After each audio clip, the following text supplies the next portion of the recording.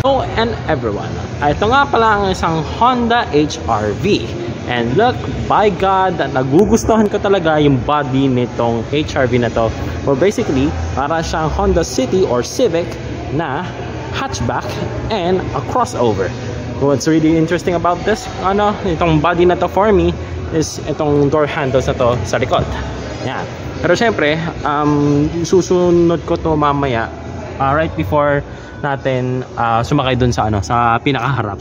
Kaya let's go for that one muna. So as I shut this one door, ito ay keyless entry. Wala pa sa akin yung susi, but i-demo sa inyo. And here we go. Yan yung Honda HR-V's interior. Right, let's climb in. And here we go. Yan, we have a manual seats, of course. Ito, papakita ko na lang sa inyo. This is how you adjust it. Yan, may mga dalawang levers na to. This is for the height and this is for the tilting. And meron tayong side airbags na naka-indicate dito sa seats. Look, what's really interesting dito sa aircon vents naman natin is may mga rotary knobs na nakalagay kung paano yung airflow ng air conditioning. Yan. Pero syempre yung design natin dito sa sa mga louvers natin, it's just a simple black na na very functional looking designing na air conditioning louvers. Yan. Going in dito sa steering wheel natin, ang audio controls natin on to the left. Yan, tapos lahat ng voice controls, tapos yung hands-free Bluetooth telephone, and syempre on to the right is yung cruise control natin. As I adjust muna aking gimbal ko, ayan, yun yung natin, reset, tapos cancel, and where you set your speed. And syempre, this is a CVT transmission. Yan, ito yung natin, paddle shifters natin. Very neat looking paddle shifters. Bit of a black plastic na na design ang nilagay nila dito. And yung mga natin, dials natin would be analog tachometer and an analog speedometer. Then syempre going on to the infotainment system. Ayan. Yan yung infotainment system natin dito. As I assume na ito ay laging Apple Car and Android Auto ready na siya. So ito muna yung mga impressions natin for the dashboard. Yan.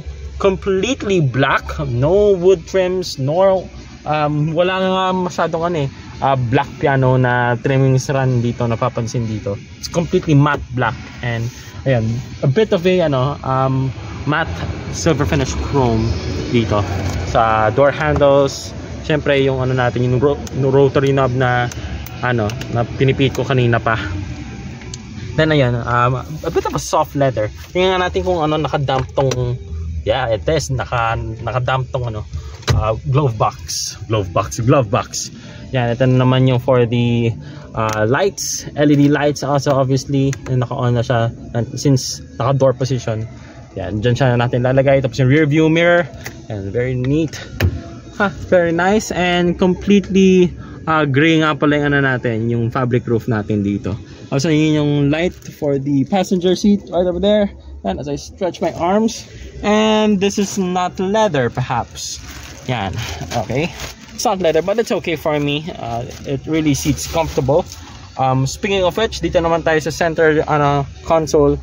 Nandito naman yung eco buttons, tapos yung hill descent control, electronic parking brake, and tapos yung brake hold function. Brake hold function, as I said on the earlier videos, i-hold yung sasakyan nyo onto the uphold position para syempre hindi na kailangan tapak-tapakan yung preno natin. Yan, hayaan nyo na lang siya. Then kapag tinapakan mo na yung gasolina, it will automatically disengage the electronic parking brake. That's really a neat feature. Then may a bit of a storage dito. Yan, no worries guys, papaandarin ko tong air conditioning para makita nyo naman kung ano itsura kapag umaandar. Yan, ito yung mga natin, USB ports for the infotainment system. I love the they kept the buttons onto the side. Hello. Tapos yan, even though it's not a rotary knob for adjusting the volume, it's fine. Okay na to sa akin. Yan. Right. Shall we get onto the speakers or okay. I'm going to hihingin ko yung susi guys. Ayan, para makita nyo naman. At alam ko, pwede itong i-start or kahit ilagay ko na lang sa on position. Let's see kung ito ay naka-damp. Yes, it is damp. Yung mga grab handles natin. Same goes for the driver side. Yan. Tapos tingnan natin kung may ilaw ba to. Oh yes, may ilaw yung mirror dito sa driver side. As I assume, same for the passenger side. Okay. there is. Nakabalot nga lang ng plastic guys, pero this is for the interior ng Honda HR-V. Yan. Tapos hiramin ko lang yung susi. Just a while guys, wait. So ito nga pala yung ano natin, engine spec natin. That is the horsepower rating and the Newton meters of torque. That's how much it is. Yan yung ano natin, engine specs natin. Tapos yung ABS natin nandito on to the left. Yan, ABS module. And then syempre these are for the air conditioning. Oh, very cold for the low pressure side. I don't want you to touch that. Tapos yung ano natin, very neat for the, wait lang, anything on washers. Sorry, forgot to mention. Tapos that is the radiator cap. I wonder why kung gaano kalalim yan. Ba't pinalalim nyo to? So it kind of saying na don't dapat kalimitan yung pagpakialaman nitong ano, yung radiator cap na yan. Right. Anything else? Major components right over there. That is the battery. Syempre lagi ko sinasabi kapag ka ano, binubuksan ko itong engine hood natin, pagka magpapa engine wash detail kayo, be very careful kasi there are lots of sensors. Syempre modern cars requires a lot of sensors. Yeah. So as it gets newer and newer, magiging sensor galore ang nangyayari dito. Hindi na ito, pansin ko hindi na siya plastic galore but I highly suggest na dapat ganun na siguro. The more sensors, the more plastic na dapat i-cover ito. Hard plastic but nice looking engine. Right. Okay, tapos vehicle emission control information. And feel free kung gusto niyo i-pause yung video, yan, kung gusto niyo basahin. Euro 4 client naman na siya. And to check out yung fuel tank, tapos yung fuel capacity niyan, fuel door would be right over here. And sabihin natin kung mag-fill up kayo, it's right over there. And like I said, yan, 91 minimum octane. Yan, nice. Okay. Right. Let's shut this one up. Tsaka syempre tignan na lang natin yung exterior ng HR-V. Look at that. Ayan, pansin ko nga sa kanya na wala siyang fog lights right over beneath. Oh, joke lang, meron pala. Buksan natin mamaya. Ayan, ito yung LED headlights. Yeah, I believe that this is going to be a daytime running lights, obviously. So, yan. Buhayin ko rin yung hazard switch. Lang yung tail lights nito eh. Oh, by the way, may mga small ducktail spoiler tayo dito. And look at that. Full LED yung strip nito. Then ito halogen turn signals. Yan. There you go. Nice. Tapos syempre yung HR-V logo onto the beneath. Tapos yung natin, cameras natin. Yan. Tapos may pagka blackout, somehow blackout pala na nagaganap dito. Yeah. At ito yung rear passenger ng Honda HR-V. Look at that. But despite dun sa incredibly interesting na design na ginawa dito for the HR-V, hindi po ba medyo magiging masikip to for like sabihin natin a 6-footer person coming in and coming out? It might depend lang kung anong magiging situation for that one. So that's it. As a height of 5'5", kasyang-kasya yung ulo ko dito. I don't feel na claustrophobic onto this rear passenger seat. Really nice. Tapos ang pwede natin paglaruan dito would be yung rear air vents. Really neat one. Kahit sabihin natin maliit lang naman yung yung cabin natin. Well, napapansin ko kasi dito sa sa front dashboard maliit lang naman yung air vents na available dun sa gitna. But needless to say, ayan, everything is completely here. Then sa likod meron siyang center headrest. Tapos probably meron siyang, ayan, may armrest lang siya dito. Nakabalot lang siya ng plastic case. Ayoko siyang sirain. Yan. And obviously, and then naman yung seat belts. Yan. Yan yung seat belts for the middle passenger. And susoli na lang natin. Right over there. Tapos yung seat belts also for that passenger. Papansin ko dito may mga storage dito sa may seats, driver's side and both passenger side as well. And syempre specific bottles lang ata ang pwede dito eh. Look, Yan yung ano, cup holder for this one. Ayun na guys, nahiram na namin yung susi. So here we go. Dito naman sa rear tailgate. Thank God na nakakabit yung ano, yung battery. Mamaya hindi natin ma-open yan. But needless to say, ito yung ano, yung mga courtesy lights. It is completely LEDs. Nice one. Same goes on to the right. And hindi sila nagtipid. By the way, ito nga pala yung ano, ito nga pala yung carpets natin. Yan, dito siya for display purposes only. Yan, ito yung wheel space saver wheels. Yan, donut style wheels. Nice. Okay, good. And ito yung ano natin, privacy partition natin for the storage sa ilalim. Yan.